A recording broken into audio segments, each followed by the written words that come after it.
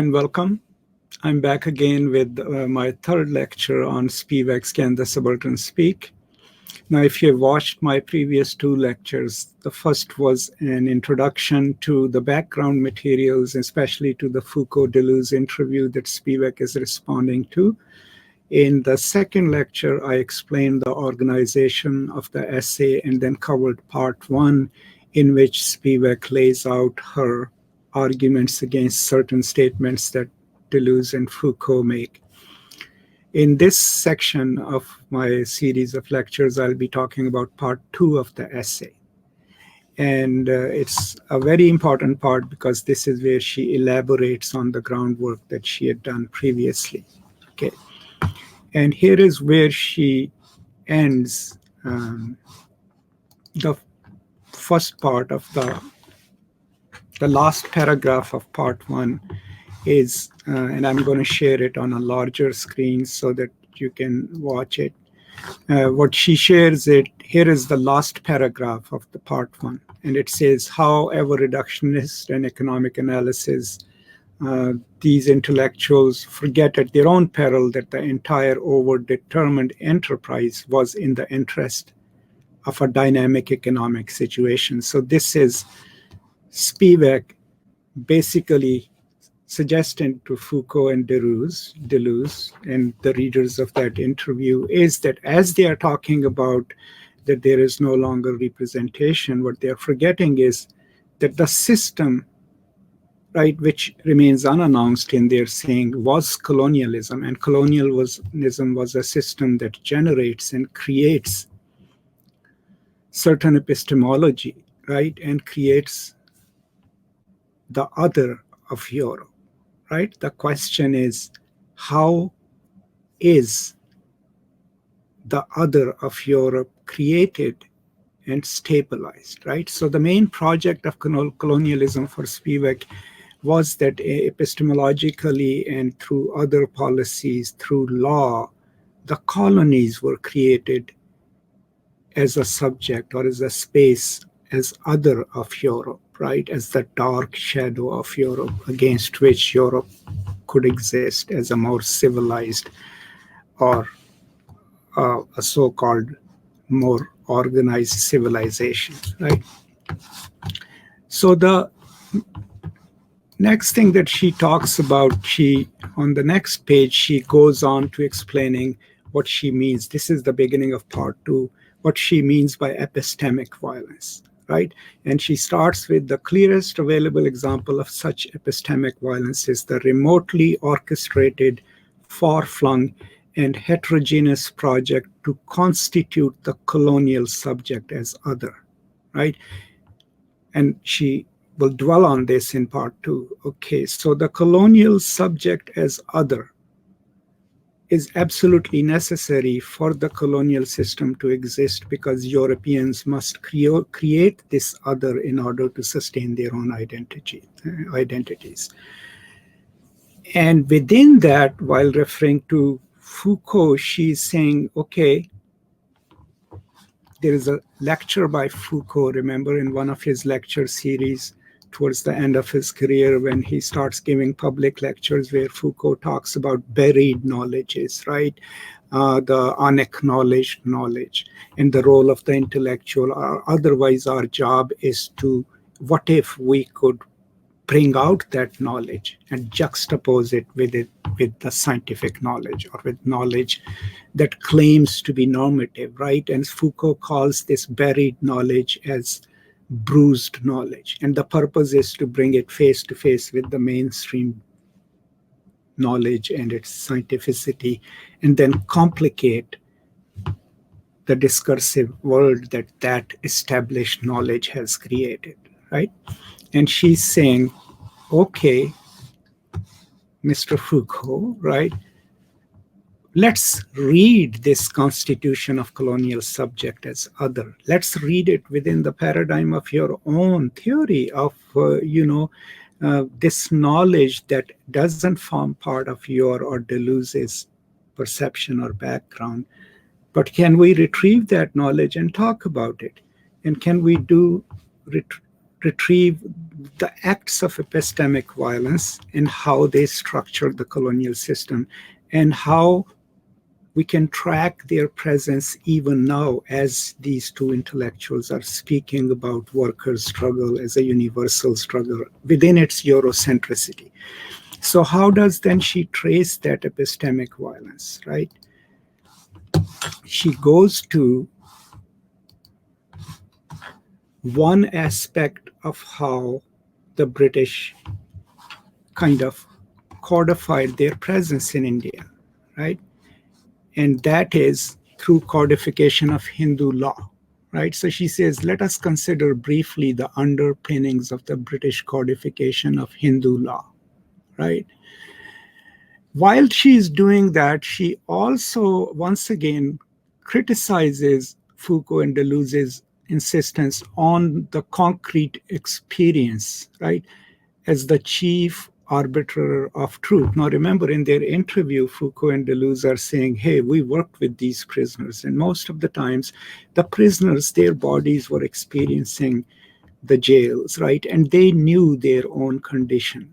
And they told us what they wanted, right? So they are privileging concrete experience over theory or over a theoretical understanding of the world. And what, through Marx, what Spivak is saying is, what is at stake if we privilege simply that concrete experience itself in its pure form can inform the people of their living conditions, right? That there is no ideology that is tracked in there. What the insistence on concrete experience then suggests is contra Althusser, that we can exist outside of ideology and somehow can touch the real, right? And that's why she inserts here too, is why she is suspicious of concrete experience as the chief arbiter of truth, right? And then she also, now remember, you can't skim Spivak, right? And Spivak is a very careful scholar. She doesn't leave you many places to point out where she doesn't cover her own statements, doesn't provide a justification for them. So she knows that she's going to an Indian example. How did the British codify the Hindu law? But she also knows, and she says so in this part, that in North America, because of the culturalist emphasis, people might think, oh, here she goes again, giving us examples from her cultural specificity from India. And what her reason is, she says, look, I wasn't trained in the West. I got most of my education in India. And the reason I go to Indian materials, one of the reasons is that, that's what I know the best. But what she's also clarifying is that she doesn't go there in a nativist way to prove that somehow the Indian materials are better. And she also clarifies in this section that what she's going to talk about, the codification of Hindu law within the colonial episteme of violence or epistemic violence, even in postcolonial studies, is not generalizable to other colonized parts of the world. So she's very specific. And she's also teaching us in the process that we should not take her insights and apply them ipso facto as universal truth to all the colonial situations, right? And she's very carefully pointing that out over here. And we ought to keep that in mind. So then she explains to us the complexity of Hindu law, right? How did it work? So it had a 4-part episteme: Shruti, Smriti, Sastra, and Vyavahara, right? I hope I'm saying them right. So it was first, whether a tradition or a custom, was it heard, was it remembered, was it learned from another, and was it performed in exchange? These are the 4 levels on which the Hindu sacred texts were read and interpreted, right? So when the British codify the Hindu law, the question that she is posing is, do they simplify it, according to their own meaning-making processes, or are they aware of this subtlety and this complexity within the Hindu tradition itself of how things are interpreted, how laws are made? Now, she will eventually go on to discuss it further, but in this part, what she's talking about is how is the colonial subject created as Europe's other. So a summary of that is the British treatment of sati, which is called widow immolation, right? And what she's arguing, and she will further clarify it in another section, is that codification of Hindu law, according to British, especially the practice of sati, it was flattened so that what people in England could think of was, oh, here, look at these people. They burn the widows on their altar, right? And that codification in the Indian context, then that is the first major legislation announced by it. You will not burn widows, right? But it creates this image of India, of Hindus, right? As these people, why are we there? Oh, we will not let them burn the widows anymore. So it represents this idea, the practice of sati, as inscribed in Hindu scripture and as rampant everywhere, right? And Spivak eventually explains to us, I mean, it was not practiced so widely. It was mostly upper class women. Also, there were other forms of self-immolation, like a practice called Johar, which the Rajputs practiced, my people. And Spivak is also critical of the native, Hindu nationalist who proposed that as this act of valor, or this idea from the native culture coming that maybe the widows did want to kill themselves, right? But the codification of Hindu law, she also points out, I think in the next part also, is that there is an ambivalence even in the sacred texts, right? And I will cite that verse where she goes, and that the interpreters of the sacred text misread that. But then the British are also misreading this practice, right? And under the garb of saving the widows from brown men, right? White men saving brown women from brown men. The codification flattens the understanding of sati, but then also creates this Indian other, which can be reduced to a European audience. And so it becomes part of the project of, colonialism project, in a sense that now they can justify on one other account, this is what we are trying to do in India. I mean, people kill widows, right? They burn them at the altar. Now think of that argument. White men saving brown women from brown men has been mobilized so many times in our own lifetimes. Invasion of Iraq, invasion of Afghanistan, right? Just remember, before the US invasion of Afghanistan, what were we seeing on CNN? I remember this entire show on women clad in burqas, right? What the Taliban were doing to them, right? And so the narrative, maybe unannounced, was these are the women we are trying to liberate, saving them from brown men, not realizing that during the Clinton administration before Bush, United States was working with the Taliban while they were committing all those atrocities. And the Clinton administration officials at times gave a culturalist defense of the Taliban, that they need to do what they need to do within the logic of their own culture.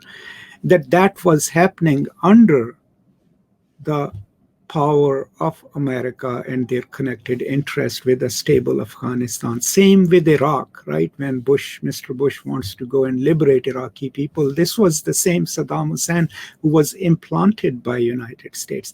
But suddenly the narrative there is also to save brown women from brown men. But if you look at the US interests abroad, Saudi Arabia is a great example of it. No one wants to go and liberate Saudi women, right? But the narrative, this narrative, she will talk about it a little more further of white men saving brown women, and codification of Hindu Sati laws was a great example of that, how the British saw it, how they represented it, and how they legislated it. But part of that legislation was to create this other whom you are trying to control by law, right?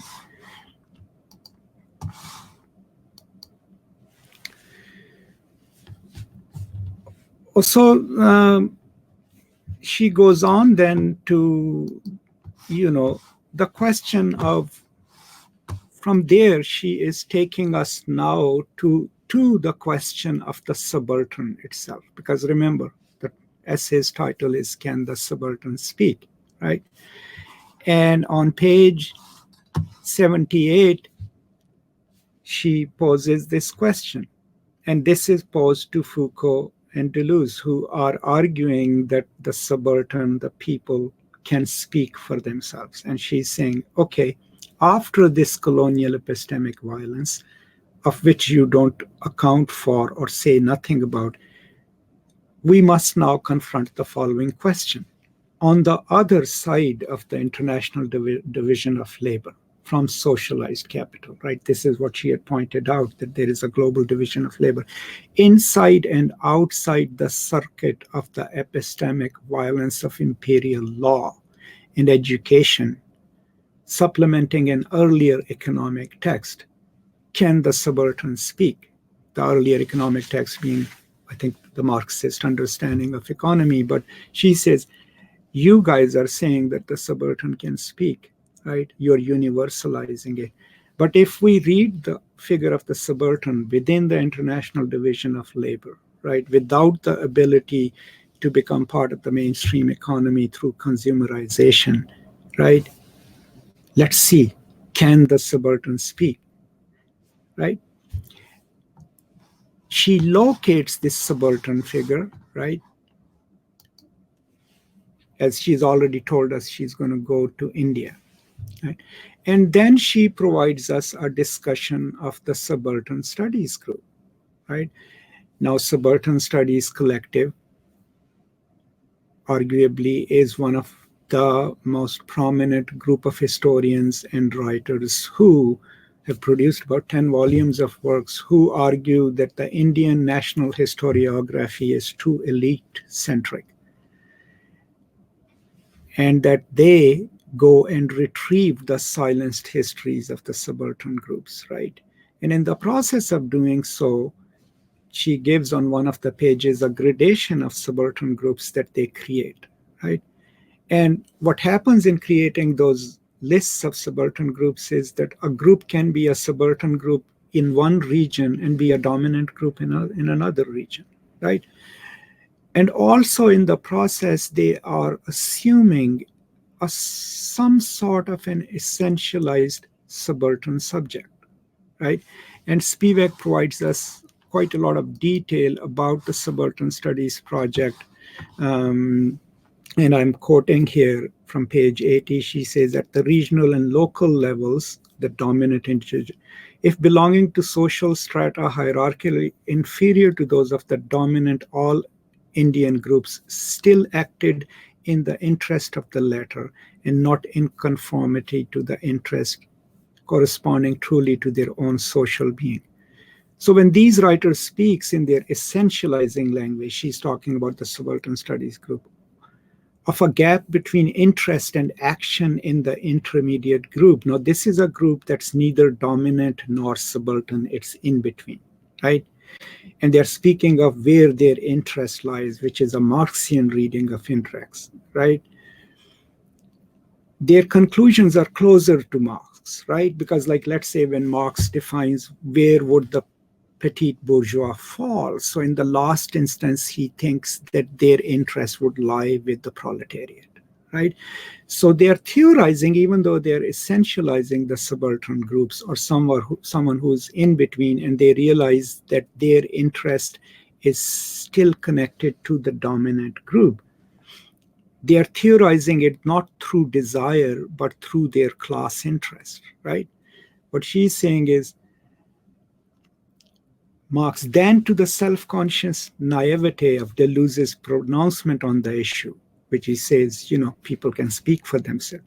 Guha, that is Ranajit Guha, like Marx, speaks of interest in terms of the social rather than desire, rather than the libidinal being. The name of the father imagery in the 18th Boromir can help to emphasize that. Remember, she has already discussed Marx and how the Jewish citizens whom Louis Napoleon had given the citizenship rights claim Napoleon to be the father figure so that he could represent themselves. That's the name of the father.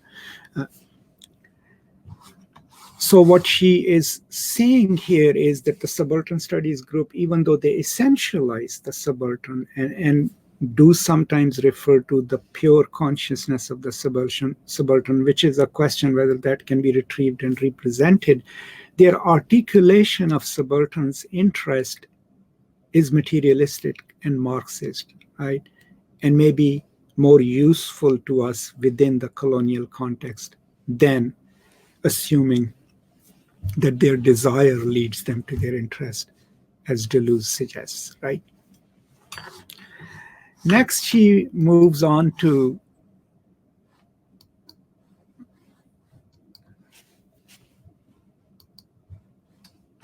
So after she has done this, right, after she has theorized the subaltern and discussed the subaltern studies group, what she proposes at the end of this section, and I'm going to go there, is, and I'm going to read it.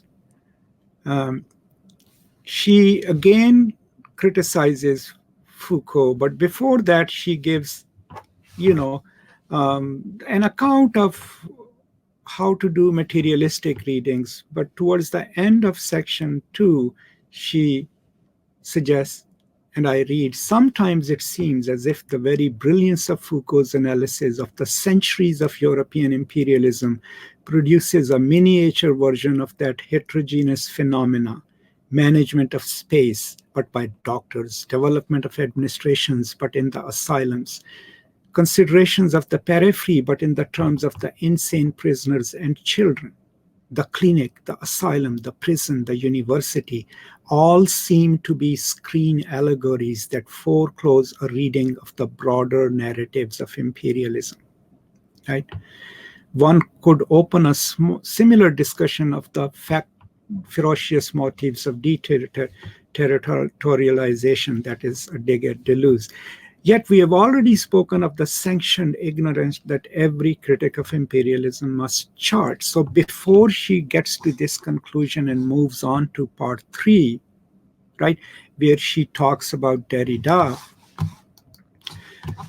the account that she gives us is then of the, there's a critique of pure consciousness. Sorry, I'd missed these slides. She talks about also reading the silences of a text, right? And this comes from Pierre McCary. It's not what a text doesn't say, but any text, Deleuze and Foucault's text, let's say their interview, reading the silences of the text isn't that what they refuse to say, but it would be what they take for granted, right? What they think that the listeners or readers will be privy to, right? And actually a brilliant example of reading the silences of a text is also Althusser's reading about reading Marx, right? Reading Capital, where he talks about, okay, I'm going to read in this what Marx doesn't explain, what he takes for granted as something that everyone would be privy to. So here, through Pierre McCary, what she's suggesting is that the reading the silences of Deleuze and Foucault's interview is the things that they do not say. And the main thing that they do not say is the history of imperialism, right? And the current regime of imperialism, which is America-centric, right? And within that, nation states have a certain client status And the global division of labor emerges in this new post-war order after the fall of Soviet Union. I don't think so. Soviet Union had fallen then, but this new order in which regimes and governments are not sovereign in themselves, but they align themselves with the United States and function within that regime of capital. That Europe and Britain and France also function within that, and that all remains unsaid. The trace of that imperial ideology that's at work, right? Also, what she's talking about in this section is, and that's the conclusion, is that Deleuze and Foucault, they talk about immigrants towards the end of that interview. And they talk about exploitation of immigrant workers, right? But they only become a subject of their discussion because they have entered the metropolitan space. The only time the global other of Europe enters the imagination and conversation of Foucault and Deleuze is when they are already there, right? Their rights within France, right? And they are equated with all the other people who cannot be represented because they can speak for themselves. But what she's saying is that what doesn't enter, what remains silenced in this conversation, is the colonized other, the other who is still under the imperial regimes of power, works within global division of labor, is exploited labor, right? So there is no acknowledgement of this other elsewhere because they are imagining the European worker, the European French prisoner, as the ultimate subaltern subject. So the conclusion to part two then, if I read it carefully, right, is sometimes it seems as if the very brilliance of Foucault's analysis of the centuries of European imperialism produces a miniature version of that heterogeneous phenomena, management of space, but by doctors, development of administrations, but in asylums. This is a catalog of Foucault's work. The clinic, the asylum, the prison, the university all seem to be screen allegories, right, that foreclose a reading of the broader narratives of imperialism. Right. So, at the end of this section, having discussed how one project of colonial epistemic violence was to create the colonized other as the other of Europe, right? How that was done through not just education, that she talks about the educational system, but also through law and codification of law. And she gives us the example of the codification of British law against Sati. And then that we all exist in this neo-imperial order implemented by United States with its power, in which every state or some states have client status, right? And through Pierre McCary teaching us about how to read the silences of a text, things that a text does not acknowledge, but are constitutive parts of it, right? She reads then the interview as a disavowal, as a silencing of the very bruised knowledge that Foucault retrieves elsewhere. And that bruised knowledge is the significance of global division of labor. Within that, the space of the formerly colonized but still subjugated subaltern subject of the non-West. Inscribed within that also is a discussion of the acts of retrieval by the subaltern studies group of the narratives of subaltern groups and how their reading, even though essentialized, is closer to what could be more plausible because they're doing a materialistic reading of it and not a desire-based libidinal reading of the subaltern groups. Now from here, she's already kind of hinted at how she will theorize the subaltern itself and how she will read it. The purpose always being to answer the one question that is the title of the essay, and that is, can the subaltern speak?